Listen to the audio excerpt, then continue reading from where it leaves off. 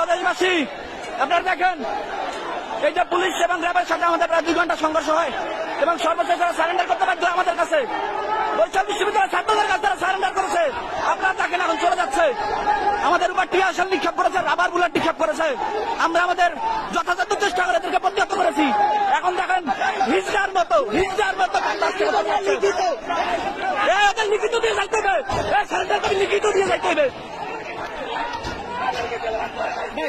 লিখিত দিতে হইবে, লিখিত দিতে হইবে।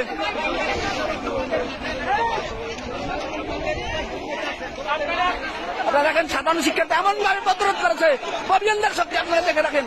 এরা আমাদের কাছে সারেন্ডার করেছে, মাপ চেয়েছে। আপনাদের লিখিত দিতে হইবে, তো লিখিত।